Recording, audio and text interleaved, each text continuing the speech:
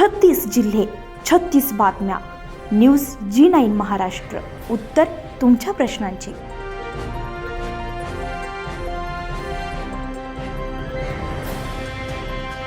छत्रपती शिवाजी महाराज की जय. छत्रपती संभाजी महाराज की जय. राष्ट्रमाता जिजाऊ आईसाहेबांचं जय. बोदवड येथील प्रस्तावित छत्रपती शिवाजी महाराज शिवस्मारकाच्या उभारणीच्या आंदोलनाला आता मोठं राजकीय आणि सामाजिक बळ मिळण्याची चिन्हे दिसत आहेत. राष्ट्रीय छावा संघटनेचे संस्थापक अध्यक्ष तथा मनोज जरांगे पाटील यांचे निकटवर्तीय गंगाधर नानासाहेब काळकुटे पाटील यांनी बोदवड येथील शासकीय विश्रामगृहामध्ये शिवप्रेमींशी संवाद साधलाय. बोदवडच्या शिवस्मारकाचा प्रश्न मी स्वतः मनोजदादा जरांगे यांच्यापर्यंत पोहोचवणार असून हा लढा पूर्ण ताकदीने उभा करू अशी ठाम ग्वाही त्यांनी यावेळी दिली आहे. अमरनाथ यात्रेहून परतताना मुक्ताईनगर मार्गे बोदवड येथे आगमन झाल्यानंतर नानासाहेब काळकुटे पाटील यांचे शिवप्रेमी आणि राष्ट्रीय छावा संघटनेच्या पदाधिकाऱ्यांनी उत्स्फूर्त स्वागत केलंय. यावेळी बोलताना ते म्हणाले, छत्रपती शिवाजी महाराजांच्या सन्मानासाठी कोणताही संघर्ष करण्यास मनोजदादा सदैव तयार असतात. तुम्ही शिष्टमंडळ घेऊन या. मी स्वतः त्यांना या विषयावर बोलून हा प्रश्न मार्गी लावण्यासाठी विनंती करेल. तर नियोजित शिवस्मारकाच्या जागेवरील अतिक्रमण तातडीने हटवण्यासाठी नानासाहेब काळकुटे पाटील यांनी तहसीलदार ज्ञानेश्वर सपकाळे आणि आमदार चंद्रकांत पाटील यांच्याशी दूरध्वनीवरून संपर्क साधून तातडीने कायदेशीर कारवाई करण्याची मागणी केली. यावेळी गेल्या 7 वर्षांपासून शिवस्मारकासाठी संघर्ष करणारे जनसेवक विनोद पाडर यांच्या प्रयत्नांचा उल्लेख करण्यात आलाय. तसेच राष्ट्रीय छावा संघटनेचे विद्यार्थी संपर्क प्रमुख अमोल व्यवहारे यांच्या एकदिवसीय लाक्षणिक उपोषणाला पाठिंबा देत शिवस्मारकाच्या समर्थनार्थ 249 नागरिकांच्या सह्यांचं निवेदन नानासाहेबांकडे सुपूर्द करण्यात आलंय. या बैठकीला राष्ट्रीय छावा संघटनेचे पदाधिकारी, शिवप्रेमी, सामाजिक कार्यकर्ते आणि नागरिक मोठ्या संख्येने उपस्थित होते. मिळालेल्या पाठिंब्यामुळे बोदवडमधील शिवस्मारकाचा लढा येत्या काळात अधिक तीव्र होण्याची शक्यता व्यक्त केली जाते. बसवायची इच्छा आहे त्यांची, तर तुम्ही मदत करताच आहे, पण जे कोणी अतिक्रमण केलं त्याचं तेवढं लवकर काढून द्या आणि लवकर करून लवकर करा. मनोजदादा येतील किंवा बाकी सगळ्या मान्यवरांच्या हस्ते भूमिपूजन करू आपण, तुम्ही सगळ्याच्या उपस्थितीत.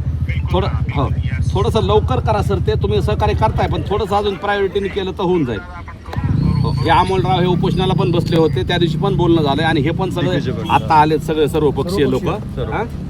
करा आता, मी त्या तुमच्या ऑफिसच्या समोरच उभा आहे, तहसील समोर. त्याच्यापेक्षा पुढे जाणारं नेतृत्व आहे, त्याच्यापेक्षा पुढे जाणारं व्यक्तिमत्व आहे. त्याच्यामुळे त्याच्या पुतळ्याला कोणी विरोध करू नये ही मी विनंती करतोय. ज्यांनी जे कोण त्या पुतळ्याला विरोध करतोय, जे कोण जागा द्यायला विरोध करतोय, त्या सगळ्याला विनंती आहे.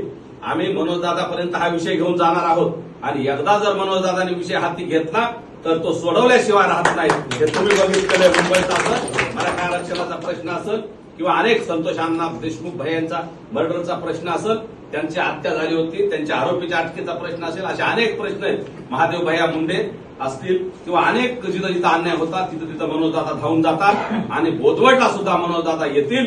यासाठी तुम्ही शिष्टमंडळ घेऊन या. नक्की दादा येतील. एक तुम्ही म्हणलात 25,000, 30,000, 50,000 लोकांचा मेळावा घ्यायचा आहे, तो सुद्धा घ्या. त्या मेळाव्याला मी मनोजदादाला विनंती करणार आहे. आमच्यासोबत आमचे सोशल मीडियाचे जे सहकारी आहेत, आमचे मनोजदादांचा सगळा सोशल मीडिया दिल्लीपासून गल्लीपर्यंतचा महाराष्ट्रात जगभरात पोहोचवणारे काशीद साहेब आहेत. ते सुद्धा आता सोशल मीडियाच्या माध्यमातून आपल्या या ज्ञानदेव काशीद ऑफिशियल पेज असेल, दैनिक सूर्योदयचं फेसबुक पेज आहे, आमचं 20 लाख फॉलोअर्स आहेत त्याला. आणि सगळेजण आम्ही या माध्यमातून जनजागृती करू. महाराष्ट्रातले सगळे शिवप्रेमी तुमच्या पाठीमागे उभा करू. मनोजदादाला मी सुद्धा तुमच्या माध्यमातून विनंती करेन. अमोलराव उपोषणाला बसले होते, तुम्ही आहेत, आजी माजी नगराध्यक्ष, सगळेजण आहेत, आता नगरसेवक आहेत, तुम्ही सगळेजण या. मनोजदादाकडे मोठ्या ताकदीनं आपण दादाला विनंती करून दादा इथं येतील, दादाची भेट मिळेल यासाठी मी स्वतः प्रयत्न करेल. आम्ही सगळे प्रयत्न करू. आणि दादा शिवाजी महाराजांनी एवढे भक्त कुणाचेच नाहीत, त्याच्यामुळे शिवाजी महाराजांसाठी दादा कुठेही यायला आणि काही करायला तयार असतात. त्यामुळे 100% मनोजदादा येतील असं आपण सगळेजण प्रयत्न करू आणि पुतळा मात्र नक्की करू. दादांच्या मार्गदर्शनाखाली तुम्ही सगळ्यांच्या पक्षीय राजकारण किंवा जातपात धर्म किंवा कुठल्याही मतभेदाव्यतिरिक्त पुतळा करू आणि ते जे कोण विरोध करते त्यांना सुद्धा एकदा गोडीने सांगून त्यांना सामावून घेऊ. आले तर सोबत घेऊ, जे येणार नाही त्यांना सोडून जाऊ.